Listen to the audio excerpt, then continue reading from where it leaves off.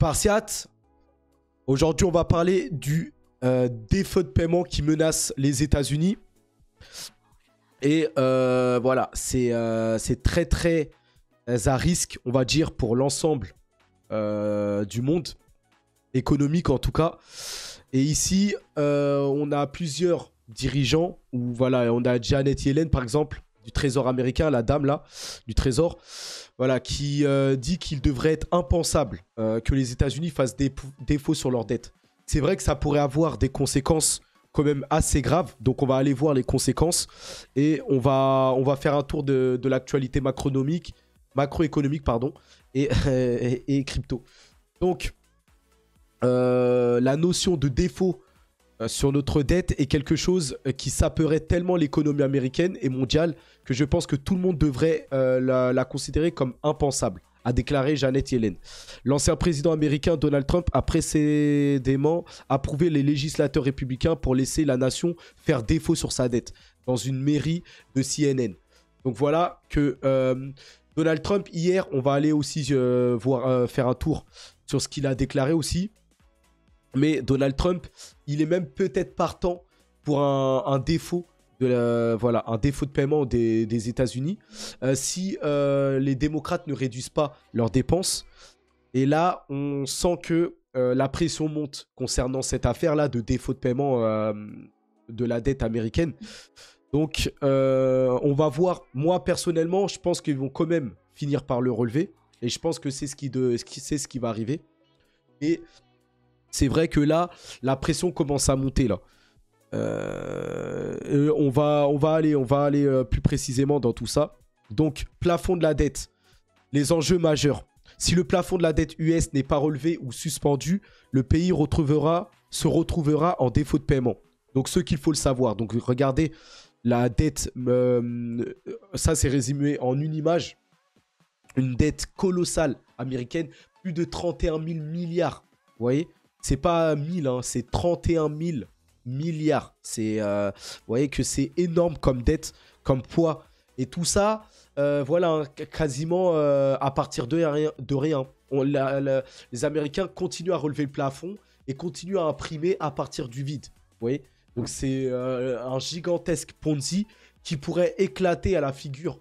Voilà. Donc un jour, ça va imploser. Tout ça, ça va finir. Et peut-être que ce jour n'est peut-être pas si loin que ça. Et c'est ce qui fait craindre, c'est ce qui fait peur aux investisseurs. Vous voyez ? Donc, regardez ça. Le plafond de la dette, c'est quoi ? C'est le montant maximum que le Congrès autorise le gouvernement fédéral à emprunter pour payer ses factures. Vous voyez ? Donc, comme le gouvernement dépense généralement plus d'argent qu'il n'en perçoit en impôts, il doit s'endetter pour ses dépenses. Vous voyez que le gouvernement s'endette au fur et à mesure. C'est vraiment une sorte de Ponzi, là. Le gouvernement dépense généralement plus d'argent qu'il n'en perçoit. Ça, c'est pas bon. Déjà, rien que ça, là, ça devrait être une alerte, déjà. Regardez l'image, là, parle d'elle-même. Donc là, on est à 31 400 voilà, milliards. Ouais. Donc c'est énorme comme toute la dette qui a été accumulée depuis le départ. C'est fou. Et donc si on continue, un mécanisme a été créé pendant la WW1 dans le but de simplifier les emprunts. Le Congrès devait approuver une dette supplémentaire pour chaque nouvelle mesure de dépenses qu'il adoptait. Jusqu'à récemment, il s'agissait d'un processus plutôt routinier. Donc, bon là, je comprends pas trop cette image. Mais on voit que, en tout cas, comparé à Obama, Trump, c'est très... voilà. Trump ne s'endettait pas plus que ça. Mais Obama, lui, par contre, il en a bien profité, apparemment. De tout ça. De toute cette dette-là. Donc, le Congrès a relevé le plafond de la dette 78 fois depuis 1960. Donc, la dernière fois, c'était en décembre 2021. De 2500 milliards de dollars. Pour atteindre 31 381 milliards de dollars. Cette fois, si le plafond de la dette n'est pas relevé par le Congrès, le gouvernement fera défaut. Vous voyez ? Donc, ça a été déjà augmenté 78 fois depuis 1960. Vous ne croyez pas qu'on va passer à une 79e fois? Normalement, voilà, c'est ce qui se passera. Là, il y a une grosse pression, une pression de plus en plus forte, parce que dans les négociations, voilà, les républicains et les démocrates ne sont pas d'accord. Mais normalement, voilà, ils devraient trouver un terrain d'entente, parce que vous allez voir que les conséquences sont graves par rapport à ça. Regardez déjà l'image. Regardez, c'est une pente montante, hein. La dette américaine, c'est voilà, c'est abyssal. Ça monte quasiment en ligne droite là. La montagne que vous voyez là, c'est la dette américaine là. Vous voyez? Et en rouge, vous avez les républicains, et en bleu, vous avez les démocrates. Donc vous voyez que ils se succèdent, et malgré qu'ils se succèdent, ça monte, hein. Vous voyez, autant républicains que démocrates ont contribué, on va dire, à la croissance de la dette américaine. Et ici, là, un défaut de paiement sur la dette souveraine aurait des effets dévastateurs sur l'économie et perturberait les marchés dans le monde entier. La dernière fois, Standard & Poor's a dégradé la note de crédit des États-Unis, le faisant passer de AAA à AA+. Donc, vous voyez que la dernière fois, pour les autres, là, Moody's et Fitch, la note n'a pas encore été dégradée. Sachant que Fitch Rating, là, a dégradé la note de la France, hein. Vous voyez, il n'y a pas longtemps, là, il y a 2-3 semaines, là, ils ont dégradé la note de la France à AA-. Donc là, ça commence à être tendu, là, pour la France. Mais pour ce qui est des États-Unis, Fitch et Moody's gardent la note suprême pour les États-Unis. Mais par contre, Standard & Poor's, eux, ont dégradé la note à AA+. Donc, et je pense que sur le temps, les agences vont commencer à dégrader progressivement la note américaine. Parce que les États-Unis, là, vont commencer vraiment à s'enfoncer et à perdre leur statut de dominant, là, puisque le dollar va s'affaiblir sur le temps au profit du yuan, tout ça, et d'autres nouvelles monnaies qui vont contrer le dollar. Je pense que on va avoir les États-Unis qui vont plonger, là, à partir de maintenant. Donc, on verra. Et voilà, selon Moody's, si les États-Unis devaient se retrouver en défaut de paiement, le produit intérieur brut, donc le PIB américain, chuterait de 4% et plus de 7 millions de travailleurs perdraient leur emploi. Donc un PIB qui chute de plus de 4%, c'est énorme. Là, c'est vraiment un gros trou. Voilà. Donc ça serait catastrophique, hein. Si les États-Unis tomberaient en défaut de paiement, vraiment, le pays sombrerait. Vous voyez, et il perdrait plus de 7 millions d'emplois. C'est gigantesque. Même un défaut de paiement de courte durée entraînerait la perte de 2 millions d'emplois. Vous voyez? Donc ça, c'est vraiment catastrophique. Vraiment, vraiment catastrophique. Donc les obligations US seraient classées Restricted Default. Et les bons du Trésor seraient notés D jusqu'au retour de la normale. Un défaut entraînerait une augmentation de 750 milliards de dollars des coûts d'emprunt sur la décennie. Donc voilà, là, il faudrait un emprunt de 750 milliards sur 10 ans. Rien qu'à l'annonce du défaut. Et regardez tout ce que ça coûterait aux États-Unis sur les 10 ans, là. 750 milliards. C'est, voilà. Sans compter les problèmes à l'international, hein. Donc ça serait uniquement à l'intérieur, hein. Ça serait les problèmes déjà nationaux aux États-Unis. Donc imaginez-vous international. Vous voyez qu'ils ne peuvent pas se permettre de tomber en défaut de paiement. Ce serait catastrophique. Et vous savez que les États-Unis, c'est le centre financier mondial. Donc voilà, ça mettrait en PLS le monde entier, hein. Catastrophe américaine. Ça impacterait le monde entier. Ça serait vraiment une catastrophe. Quelles conséquences en interne? Donc en interne, donc aux États-Unis, des dizaines de milliards de dollars de paiement seraient interrompus. Rien que la première quinzaine de juin, là, 50 milliards de dollars de prestations sociales ne seraient pas versées. Vous voyez, 50 milliards, hein, d'aide déjà seraient coupées déjà. Medicaid, anciens combattants, salaire, tout serait suspendu. Vous voyez? Donc tout ce qui est les versements, même pour l'aide médicale, les anciens combattants, les choses comme ça, voilà, les salaires, les choses comme ça, pour les anciens combattants, tout serait suspendu si les États-Unis se déclaraient en défaut de paiement. Donc, comme je vous le dis, c'est pas un choix. Les Américains ne peuvent pas se mettre en défaut de paiement. Ce serait trop catastrophique. Donc, alors, quel est le problème? En fait, là, le problème, c'est que les républicains sont préoccupés par l'augmentation de la dette nationale qui est passée de 1000 milliards en 1980 à plus de 3000 milliards aujourd'hui. Donc ça, c'est l'augmentation de la dette américaine, plus de 3000 milliards de dépenses, vous voyez, par l'augmentation de la dette nationale. Donc ça, c'est l'augmentation de la dette nationale apparemment. Ils refusent de relever le plafond de la dette sans une réduction des dépenses. Donc là, vous voyez là, là, on est monté, en tout cas pour ce qui est de la dette totale, c'est 31 000 milliards. Mais ici, ils parlent d'une augmentation. En fait, ils augmentent l'augmentation parce qu'à chaque fois qu'ils augmentent l'augmentation, là, avant, c'était 1000. Ils augmentaient de 1000 milliards le plafond. Là, c'est passé à 3000 milliards. En fait, ils augmentent de plus en plus l'augmentation de la dette. Et là, c'est à 3000 milliards. Ils voudraient couper cette augmentation-là. Parce que là, on est déjà, quand on regarde ici, on est déjà à 31 000 milliards. Et s'ils augmenteraient encore, ils passeraient peut-être directement à 34 000. Parce que augmenter de 3000 milliards, ça passerait à 34 000. Vous voyez? De ce que je comprends, hein, je ne suis pas sûr, mais ce serait ça. Donc ça, ce serait catastrophique. Hein.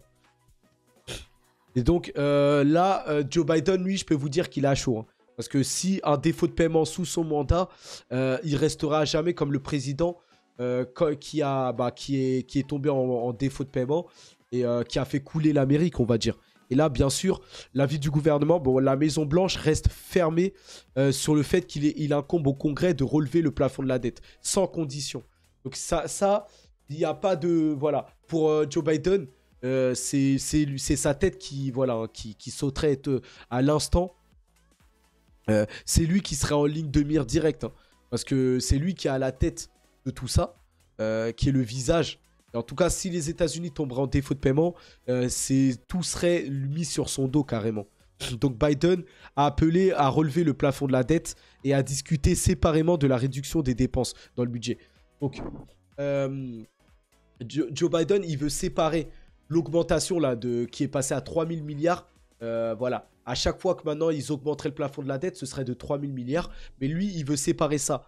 Il veut qu'ils discutent de ça de côté. Il veut qu'ils augmentent le plafond, mais qu'ils trouvent un autre terrain d'entente par rapport à l'augmentation des dépenses. Donc on verra. Mais en tout cas, je peux vous dire qu'il a chaud. Hein. Il a chaud. Déjà que en ce moment, la Réserve fédérale augmente ses taux et est en train de créer des faillites bancaires, là, des crises au niveau des banques. Et en plus, on a les États-Unis à côté qui sont proches d'un défaut de paiement. Donc là, les États-Unis sont sur un fil, on va dire là. Donc les dirigeants des deux parties devront poursuivre leurs discussions afin de parvenir à un compromis avant l'échéance prévue du 1er juin. Sans quoi, le Trésor devra commencer à décider des projets de loi à traiter en priorité avant d'être totalement à court d'argent. Vous voyez ? Donc il va falloir discuter. Hein. Sinon, Janet Yellen, à droite, va devoir faire passer des priorités par rapport à tout ça. Donc je peux vous dire que ces deux personnalités-là, ils ont chaud. Hein. Ils ont chaud et il va falloir trouver un compromis. Donc merci en tout cas à Money Radar de nous éclairer sur tout ça là.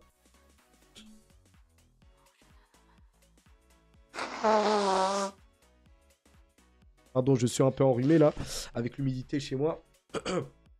Alors, Biden alerte sur un risque de récession si le Congrès refuse d'augmenter le plafond de la dette. De son côté, Circle a indiqué qu'il refusait de conserver des obligations US, dont l'échéance se situe après juin, citant un risque de défaut. Le ciel s'assombrit. Donc, on va revenir tout de suite là sur Circle. Dans quelques instants, je sais pas où j'ai mis ça, mais en tout cas, même Circle qui a créé le stablecoin USDC là, en crypto là, refuse voilà, d'obtenir plus. Parce que eux, ils ont beaucoup de dettes d'État américaines, d'obligations, tout ça. Et eux, maintenant, ils ont même stoppé tout ça. Parce qu'ils craignent un défaut de paiement.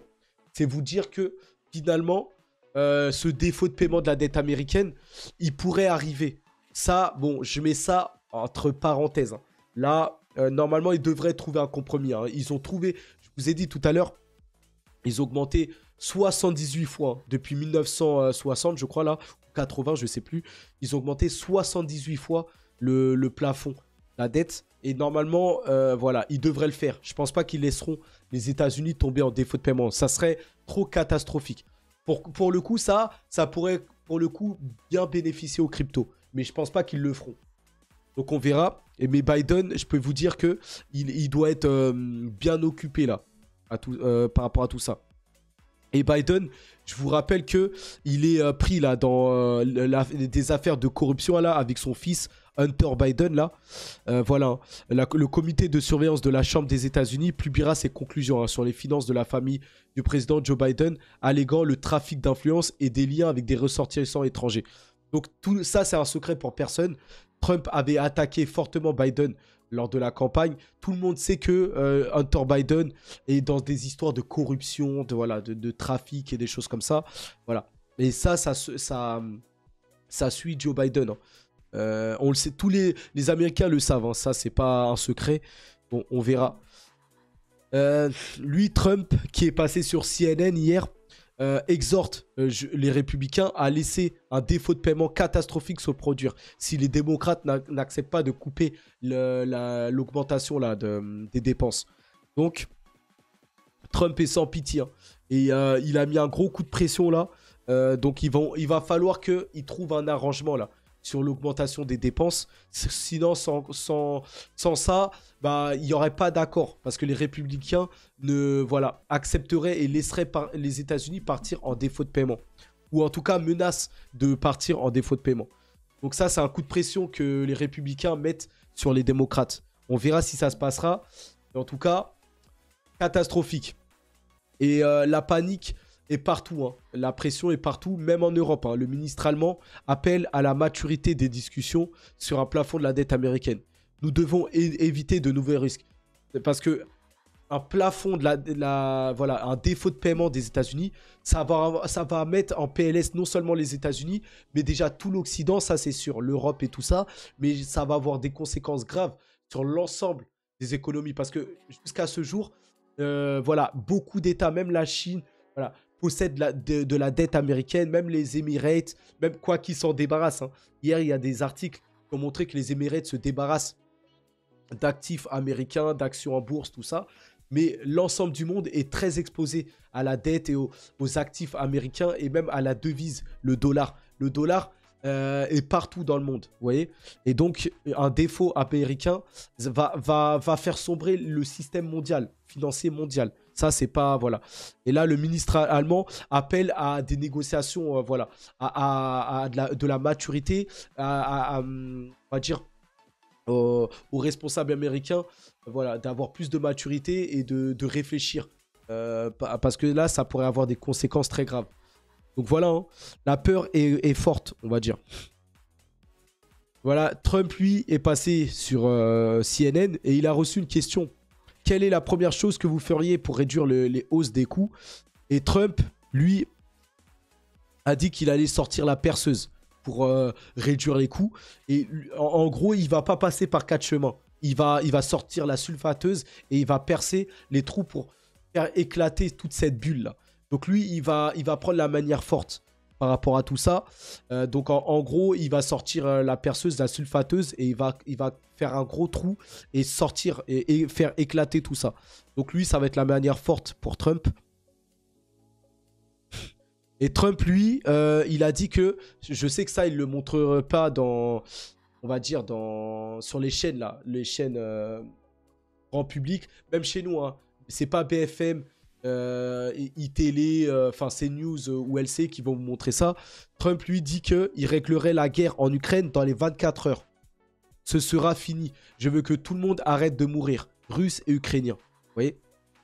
Donc, dans les 24 heures, après sa prise d'emploi, il déclara la fin du conflit en Ukraine. vous le savez, c'est les États-Unis hein, et Joe Biden qui cherchent à financer, qui financent la guerre en Ukraine dans le but d'affaiblir les Européens et les Russes. Vous voyez, parce que les Américains, enfin les Européens achètent des armes aux États-Unis. Et en même temps, bah, ça affaiblit même aussi la Russie qui doit voilà, hein, sortir et fournir des armes pour combattre, et les Européens aussi. Et donc ça affaiblit les deux camps. Les États-Unis, eux, en profitent. Et là, Trump, lui, veut mettre fin à tout ça. Et dans les 24 heures, il mettra fin à tout ça. Donc voilà. Comme je vous le disais, là, c'est Circle. Donc là, ça concerne même la crypto, les stablecoins. Circle refuse de détenir des bons du trésor à plus longue échéance, craignant que le gouvernement américain ne fasse défaut. Vous voyez que la peur est grande. Hein. Même Circle qui, lui, le détenteur là, du stablecoin USDC, je vous le rappelle, hein, que l'USDC est le meilleur stablecoin, hein, celui qui est le moins backé par des actifs américains, celui qui est un peu, on va dire, le plus pur des trois, hein, par rapport au BUSD, là, le stablecoin de Binance, ou surtout l'USDT, là, le stablecoin de Tether. Ces stablecoins sont bourrés d'actifs américains. Donc, c'est des stablecoins complètement à la botte américaine. Vous voyez, ils possèdent beaucoup, justement, de bons du trésor, d'obligations, voilà. Voilà. Et le Circle, lui, pour le coup, détient un peu plus de dollars dans sa trésorerie. Donc, l'USDC, je dirais que c'est le stablecoin le mieux backé. Mais, quand même, lui-même aussi possède on va dire, beaucoup d'actifs américains, des bons du trésor. Et là, Circle, ils ont dit qu'ils vont arrêter ou ils veulent plus détenir de bons. Parce que si les États-Unis font défaut de paiement, ça va impacter Circle et ça va mettre en perte le stablecoin USDC. Vous voyez? Donc là, on voit que la peur est partout. Hein. Même dans le monde de la cryptographie, là, on voit que ça pourrait avoir des conséquences énormes. Là. Vous voyez? Et là, regardez les banques aussi. Hein. Effondrement financier, 186 banques US en difficulté suite au tuning de leur bilan. Donc là, on voit que le système financier est au bord de la faillite. Hein. Donc là, attention. Hein. Là, vous voyez les gros yeux là, de Jérôme Powell et de Christine Lagarde. On est au bord d'un effondrement. Là, la crise de 2008, on pourrait avoir une autre crise là sous peu. Hein. Sous peu. On sent là que on n'est pas loin d'une hécatombe, vraiment d'une crise systémique là. Donc très très risqué, hein. Vraiment très très risqué là, ce qui se passe en ce moment. Et là, on a eu plusieurs bilans de plusieurs banques et on voit que c'est sur un fil. Donc je comprends moi-même pourquoi les cryptos ou les actions en bourse sont en difficulté et qu'il y a beaucoup de volatilité, tout ça. Et avec ce qui se passe, voilà. On peut même suspendre le fait que les cryptos peuvent repartir à un lit. Il va falloir éclaircir ce qui se passe là dans la macroéconomie avant d'espérer que les cryptos réexplosent à nouveau là. Donc tsunami inflationniste, personne n'est en sécurité dans aucune banque. Donc là, on pourrait avoir d'autres faillites bancaires et personne n'est en sécurité. Hein. Surtout les grosses fortunes, beaucoup pourraient perdre. Avec toutes les, vous voyez, les 186 banques qui pourraient être en défaut là. Personne n'est à l'abri d'après Peter Schiff. Après, bon, Peter Schiff, il cherche toujours le buzz. Donc, il est toujours très, très pessimiste. Donc, voilà. Il avait dit que les cryptos iraient à zéro. Et depuis qu'il dit ça, les cryptos sont en train d'exploser, de repartir à la hausse. Donc, voilà. C'est un discours alarmant, mais quand même, ça ne cache pas que les banques, elles, sont en risque. En très, très gros risque. Donc là, l'argent... est vraiment, même sur le dollar, hein, l'argent est en sécurité nulle part. Là, je dirais que il faudrait mettre son argent sur l'or. Voilà. Voilà, parce que là, je vois pas où il faudrait se protéger, mais c'est très, très risqué ce qui se passe. Hein. Même en dollars, c'est risqué là. Vous voyez? Donc, voilà, serrer les fesses, j'ai envie de dire, et espérons que ça se passe bien. Regardez, hein. Par exemple, des exemples au Royaume-Uni, là, environ 700 000 ménages britanniques n'ont pas payé leur loyer ou leur hypothèque le mois dernier. Donc, dans l'ensemble, 2 millions de ménages, 7,3 84% de la population britannique ont omis de payer au moins une hypothèque, un loyer ou un prêt, une carte de crédit ou une facture de loyer le mois dernier. Donc sur le mois dernier, là, 7,3%, donc plus de 2 millions de Britanniques n'ont pas payé soit un loyer, soit un prêt, soit voilà, quelque chose lié à une carte bancaire. Donc vous voyez que les temps sont durs, hein. Surtout en Occident là. En Occident, on voit que les conditions sont extrêmes. Donc ça, vous le savez, hein, ils vont continuer à maquiller ça et à imprimer de l'argent dans un second temps. Vous voyez, je pense pas qu'ils laisseront les États tomber. Ils vont continuer à augmenter les plafonds et ils vont continuer à imprimer. Donc l'impression monétaire à forte outrance arrive dans un second temps bientôt là. Et nous, on en profitera. Ceux qui seront sur les cryptos, ceux ou sur la bourse ou les actions en bourse et tout ça, en profiteront bientôt là. Parce que les banques centrales vont faire un pivot pour soutenir et, tous ces défauts de paiement là, tous ces défauts de loyer qui sont pas payés, tout ça là. Vous voyez ? La Banque d'Angleterre devrait faire, elle, une 12e hausse consécutive de taux aujourd'hui même, hein. Donc là, on est jeudi 11 mai et c'est aujourd'hui que la Banque d'Angleterre augmente ses taux. Et normalement, la Banque d'Angleterre devrait suivre la banque européenne, là, la Banque Centrale Européenne qui a augmenté ses taux la semaine dernière de 0,25 points de base. La Banque d'Angleterre devrait suivre. Là, maintenant, ils n'ont plus le choix. Ils doivent augmenter les taux de manière minimum. Et le minimum, c'est 0,25. On ne peut pas aller plus bas. Donc, et ils ne peuvent pas aller plus haut à 0,50 ou 0,75 parce que là, vous voyez que ça pourrait avoir des conséquences. On a plusieurs banques qui seront... Là, je vous ai montré 186 banques. Donc, ils ne peuvent pas se permettre d'augmenter les taux plus fortement parce que ça pourrait créer d'autres faillites, d'autres crises bancaires. Donc là, ils essaient d'y aller mollo par rapport à tout ça là. Donc voilà, hein. Si on regarde maintenant les marchés, les contrats à terme sur les actions augmentent avant d'autres données sur l'inflation aux États-Unis. Donc on attend encore d'autres données, tout ça. On a l'inflation qui est descendue, mais ça n'a pas trop enthousiasmé, hein. Regardez, le ralentissement de l'inflation n'a pas excité les investisseurs. Mais on peut dire que c'est normal, hein. Avec tout ce qui se passe là, avec la peur du défaut de paiement là, des États-Unis, là, des États-Unis qui pourraient être en défaut de paiement et toutes ces banques qui seraient potentiellement insolvables. Et potentiellement, on pourrait avoir d'autres hécatombes et une gigantesque crise systémique qui pourrait arriver. On comprend que cette bonne nouvelle là, de l'inflation qui continue à descendre, que les investisseurs ne sont pas chauds pour investir avec tout ce qui se passe autour là.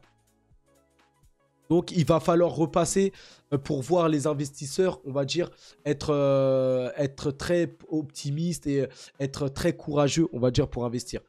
Donc voilà, hein. Là, on peut dire que à côté de ça, le monde aussi est en train de changer, hein. La compagnie aérienne basée à Dubaï enregistre des bénéfices records de 3 000 milliards de dollars, alors que le nombre de passagers augmente de 123%. Donc ça c'est une parenthèse. Pour vous montrer que le monde est en train d'évoluer. L'Occident, elle, est en train de sombrer, mais dans le même temps, l'Asie du Sud-Est, surtout la Chine, qui va emmener les autres pays d'Asie du Sud-Est, la Thaïlande, la Malaisie, l'Indonésie, à progresser en croissance, parce que la Chine investit énormément et apporte beaucoup. Voilà, donc on voit que l'Asie du Sud-Est va devenir le prochain hub ou pôle économique, avec aussi les Émirates. Et on voit que le monde est en train de basculer. Maintenant, les pays riches vont devenir les pays du Golfe, les Émiratis, là, avec l'Arabie Saoudite, Dubaï. Ça va être le prochain hub financier avec la Chine. Et voilà, toute cette partie-là, pays du Golfe, l'Inde, la Chine, tout ça, et avec l'Afrique, vont être les prochains lieux où il va y avoir la puissance économique, les richesses. Et vous voyez que Dubaï le prouve là, avec une augmentation là, du trafic, tout ça. Et entre-temps, les cartes vont se redistribuer, tout ça, hein. Par exemple, SoftBank, là, ça, c'est les géants, hein, les institutionnels là, d'investissement, là. Ça, c'est au Japon, surtout SoftBank, enregistre une perte record, par contre, de 32 milliards de dollars dans sa branche d'investissement technologique. Donc, les cartes sont en train de se redistribuer. Les SoftBank, eux, vous voyez que ils investissent beaucoup dans la technologie, mais surtout dans plein d'entreprises américaines, des choses comme ça. Et vous voyez que bah, finalement, ça n'a pas trop payé là, avec des pertes massives là. Vous voyez. Et donc le fonds Vision, comme ils l'appellent là, le fonds Vision de SoftBank, qui est en grosse perte. Mais c'est normal, hein. Ils ont beaucoup d'expositions à beaucoup d'entreprises voilà, technologiques. Et là, bah, on a eu une hécatombe du secteur technologique avec cette hausse de l'inflation, des taux et tout ça là. Vous voyez. Donc, beaucoup de particuliers ont perdu de l'argent avec la crise de la crypto, voilà, le bear market et la crise boursière là, la chute de la bourse. Mais sachez que tout le monde perd, hein. Même les gros fonds d'investissement, les top fortunes mondiales. Elon Musk, lui, il a perdu plus de 200 milliards. Jeff Bezos, plus de 100 milliards. Pareil pour Mark Zuckerberg. Toutes les top fortunes, hein. C'est les marchés. Voilà, ça monte, ça descend. Voilà, tout le monde perd. Et bientôt, tout le monde, quand ça va repartir, quand les banques centrales vont annoncer le pivot et qu'ils vont recommencer à imprimer, ça va repartir à la hausse. Et ces fortunes et ces fonds aussi d'investissement vont recommencer à s'en mettre plein la poche à coups de milliards. Vous voyez? Donc, c'est comme ça. En tout cas, pour le Bitcoin, la fin est proche apparemment. Donc, Gensler et les démocrates forment une alliance anti-crypto. Donc, vous voyez qu'en plus que les États-Unis sont au bord d'une faillite de leur système financier, en plus, ils prennent les mauvais choix concernant la crypto. Ils sont déterminés à faire chuter et à mettre des bâtons dans les roues de la crypto. Bon, tant pis pour eux, hein. Et ça, vous avez eu Coinbase, hein. Coinbase qui va faire ses affaires à Dubaï, tout ça là. On a aussi Galaxy Digital et d'autres acteurs, hein, de la cryptographie qui vont quitter les États-Unis, hein, en raison d'un casse-tête réglementaire. Donc voilà, hein. Les États-Unis, en plus de ça, vont perdre leur domination sur les cryptos, tout ça. Parce qu'ils étaient un peu au devant de la scène. Mais en plus qu'ils vont... ils sombrent au niveau du dollar et et ils risquent de sombrer là. Toute leur banque risque de plonger là. Et même l'alternative des cryptos, en fait, ils risquent de perdre leur statut de ce côté-là. Donc bon, bah, c'est leur choix. Mais en tout cas, les États-Unis là, c'est vraiment catastrophique là. Au niveau de leur choix là, voilà. Et là, on apprend, hein, ça c'est tout récent. C'est Cryptomatrix qui met en avant ça là. Donc incroyable mais vrai, mais Tether rachète des BTC avec les bénéfices réalisés. Voilà, avec les bénéfices réalisés en déposant l'argent crypto dans des obligations d'État à plus 4%. Donc on parle de plusieurs milliards. Donc le gouvernement US apparemment finance donc indirectement le rachat de Bitcoin. Vous voyez ? Parce que le Tether, c'est le Tether qui rachète des bitcoins avec les bénéfices réalisés. Donc ça a été mis en avant par Tree of Alpha. Donc pendant ce temps, Tether achète des BTC avec les bénéfices qu'ils ont réalisés, en déposant l'argent des commerçants de crypto dans les obligations d'État. Donc ça, c'est énorme, hein. Avec un taux d'intérêt de 4%. Le gouvernement américain finançant indirectement le rachat de BTC en raison des taux d'intérêt absurdes. C'est à 100% la chronologie pour laquelle je suis ici. Donc voilà, ici il va expliquer tout ça. C'est assez incroyable, hein. C'est assez incroyable ce qui se passe là. Et vous avez vu là le visage du PDG là, JP Morgan. Alors lui c'est incroyable, hein. Lui, il a proposé voilà, par rapport au défaut de paiement, d'abolir le plafond de la dette. C'est-à-dire qu'en gros, que les États-Unis auraient plus de dettes à avoir. Comme ça, ils imprimeraient à l'infini. Ou ils auraient voilà, des fonds illimités. Parce que c'est les États-Unis. C'est assez incroyable ce qu'il a déclaré là. Donc voilà.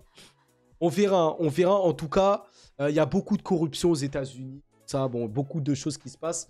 L'État de New York, lui, par rapport aux stablecoins, présente un projet de loi, hein, visant à accepter les stablecoins garantis par du fiat comme moyen de paiement pour les cautions.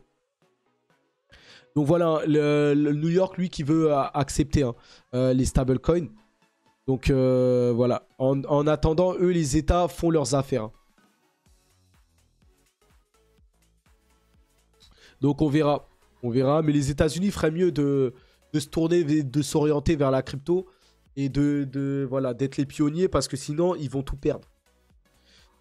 Là, on va viser plus le Bitcoin là et les cryptos et Uniswap qui pourrait être déployé sur Bitcoin. Hein. Et on a des développeurs qui ont déployé le smart contract d'Uniswap sur Bitcoin. Le nouveau protocole se nomme Trustlet Market. Donc on a un équivalent d'Uniswap sur le réseau Bitcoin qui s'appellerait, au lieu qu'il s'appelle Uniswap là comme sur le réseau Ethereum, là il va s'appeler Trustlet Market sur le réseau du Bitcoin. Donc ce serait pas mal. Hein, d'avoir un équivalent, le meilleur DEX, le DEX numéro 1, Exchange décentralisé numéro 1, sur le réseau du Bitcoin. C'est assez intéressant. Assez intéressant. On voit que le narratif, là, d'utiliser le réseau du Bitcoin pour les smart contracts ou les NFT est en train de prendre. Je ne sais pas pourquoi les investisseurs, alors qu'ils savent que le réseau du Bitcoin est très lent, et n'est pas adapté à ça, mais il continue à pousser. On a vu le réseau du Bitcoin qui a saturé dernièrement là, avec les ordinals, mais les gens continuent, au lieu de voir des alternatives, par exemple comme Kaspa, par exemple, qui a une infrastructure et qui a une technologie bien plus moderne, en DAG, et voilà, mais les investisseurs, ou les gens continuent d'aller vers Bitcoin et Ethereum. Bon, on verra. Donc à voir. En tout cas, pour les cours du Bitcoin, ça stagne en ce moment. Ça monte, ça descend. Je vais vous mettre des choses bien plus intéressantes. On a encore chuté là ces dernières heures. On n'est pas loin. Soit on rebondit encore et on reste dans le triangle. Ou soit on casse à la baisse à partir d'ici. On va voir. On va voir. En tout cas, on est dans des zones importantes. Hein. On a traversé là légèrement, là vous le voyez, mais on est encore dans le triangle. On va voir si on va repartir ou si on va casser tout ça. Donc là c'est quelque chose de très important. Là on est dans un point très important, on va voir ça. Donc ça monte, ça descend, ça monte, ça descend. Voilà. Hein. Sur le plus long terme, on est quand même au-dessus des rebounds là, des lignes rouges là, comme vous voyez là. Donc on pourrait venir rebondir dessus là. Donc on est toujours aussi, hein. Si on regarde sur le long terme, on reste, le moyen long terme là, on reste aussi. Hein. Donc on pourrait rebondir dessus là et aller chercher ensuite les 30K, tout ça.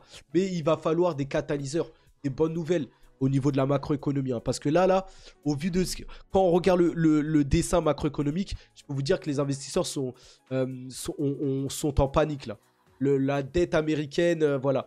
Tout ça là, même si l'inflation descend et que ils augmentent les taux de manière plus basse, avec ce qui se passe là, le défaut de paiement américain, voilà, ou le risque de faillite bancaire américain, je peux vous dire que c'est pas, l'heure n'est pas à l'investissement là. La panique est là, on va dire. Et sur le plus long terme, on est toujours très haussier. Hein. Donc on va voir. Maintenant, il nous manque des catalyseurs puissants pour continuer la hausse, mais au vu de l'historique, il semblerait qu'on va avoir ça et ça va exploser. Donc à voir en tout cas. Donc voilà, hein. Quand on regarde sur le plus long terme, vous voyez, là, on pourrait faire, vous voyez, de 2021 à 2024, là en haut, on pourrait faire comme ici en 2014-2017. Donc vous voyez, ça s'y ressemble. Donc là, on est dans la neckline. Ici, là, et on pourrait, comme ici en bas, casser cette neckline et aller très très haut. Et donc là, c'est ce qui nous attendrait. Hein. Si on casse ça, là, on pourrait rapidement aller voir au plus de 100K, enfin au 160, 200K. Donc on verra si on ira en une seule fois, mais ça peut aller très vite en tout cas. Vous voyez. Donc à voir par rapport à ça. On continue, hein.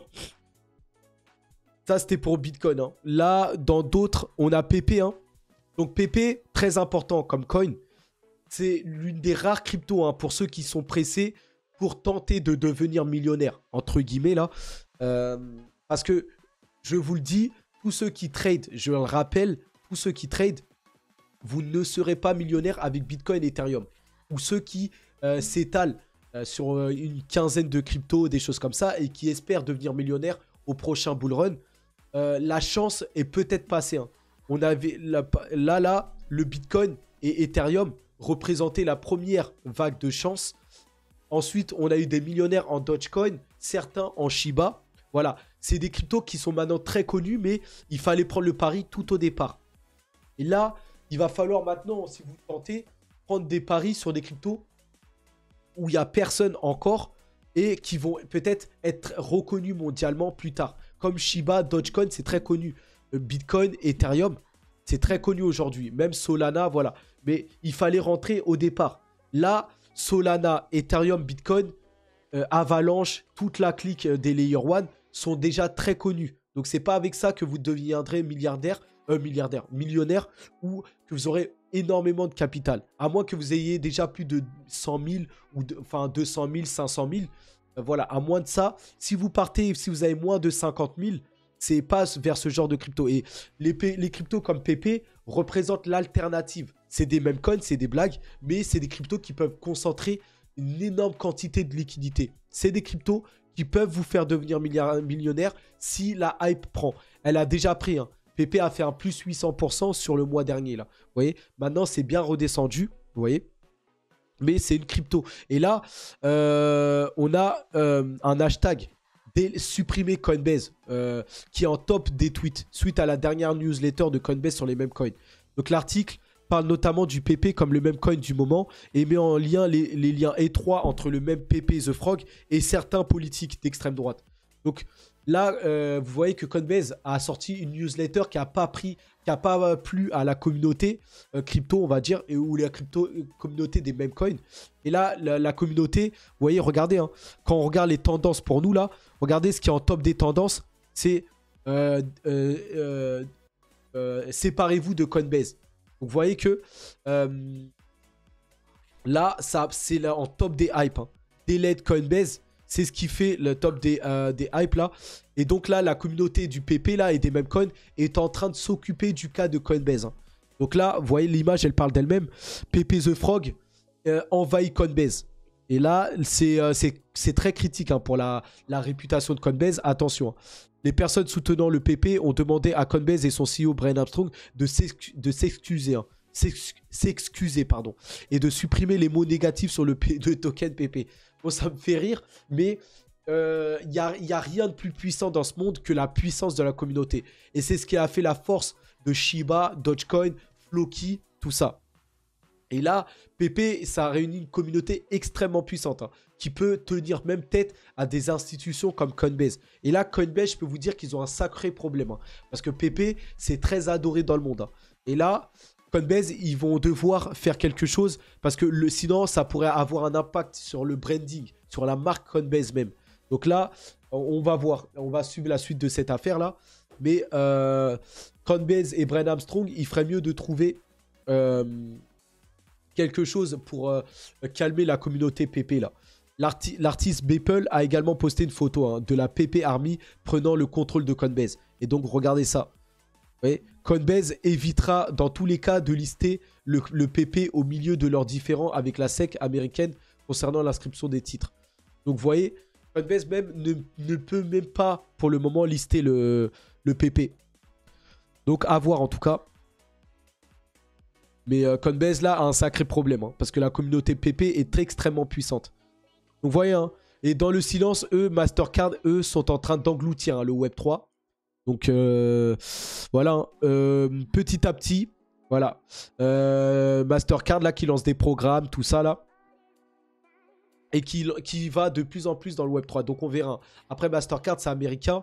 Et les États-Unis, eux, sont en difficulté. Donc, il faudra voir. Donc, voilà, hein, ChatGPT, lui, a été détrôné, là.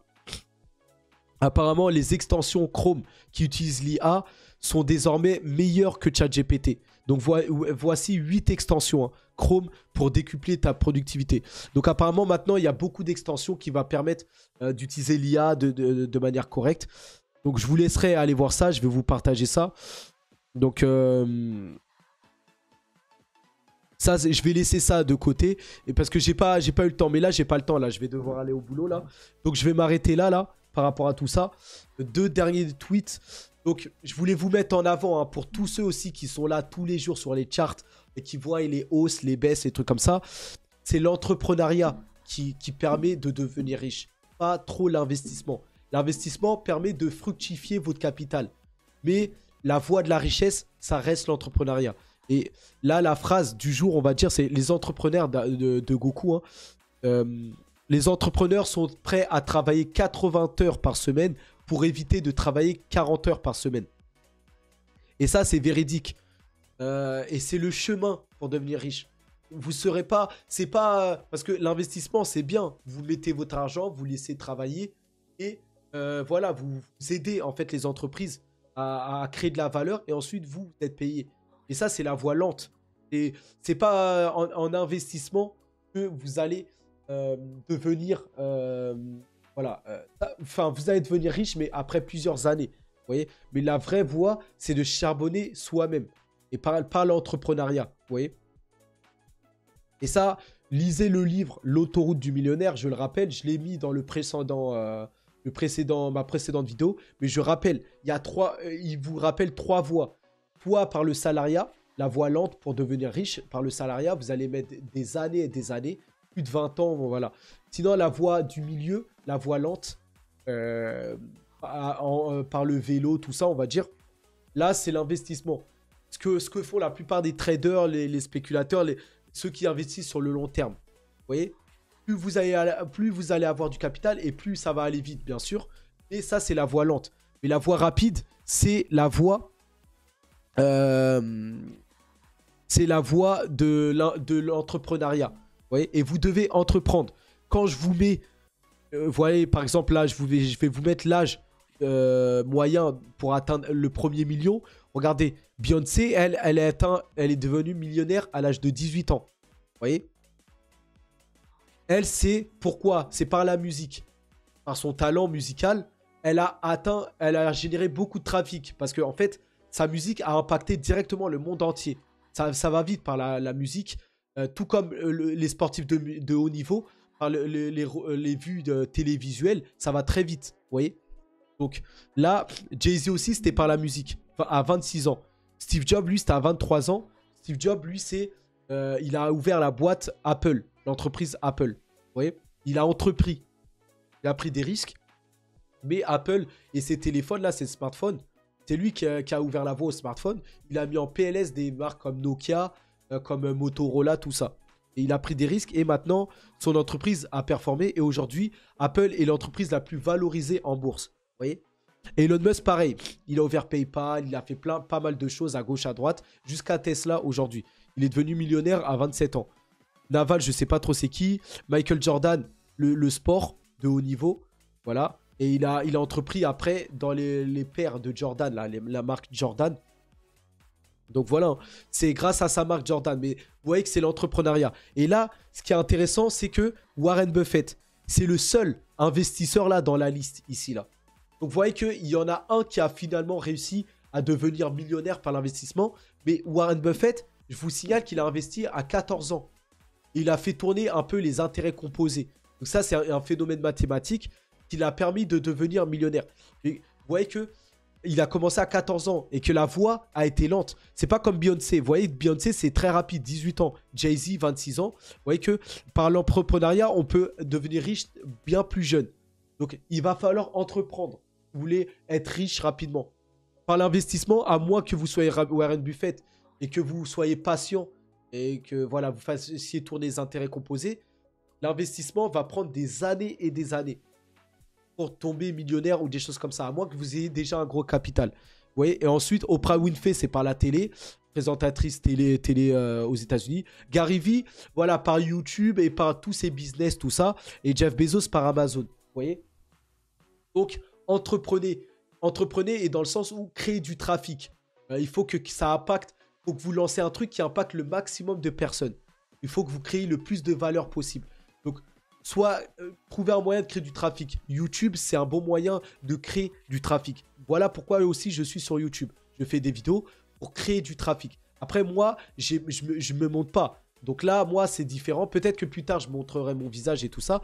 Mais vous devez d'abord être reconnu ou que votre marque ou votre projet soit reconnu pour ensuite vendre vos choses ou des choses comme ça. Voilà comment on devient millionnaire.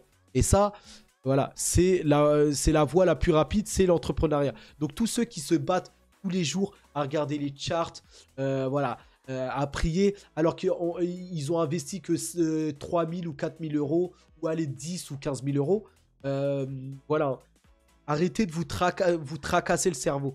Vous allez juste vous faire des cheveux blancs, vous voyez.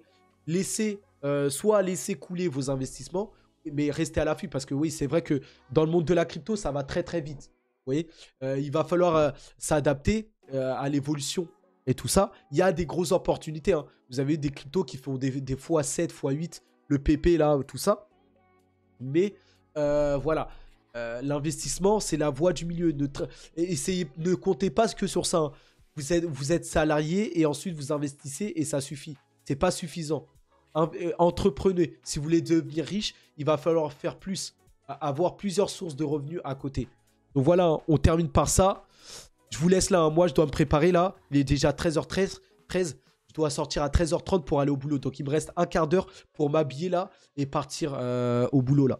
Donc je commence à 14h. Donc Spartiate, réfléchissez à tout ça.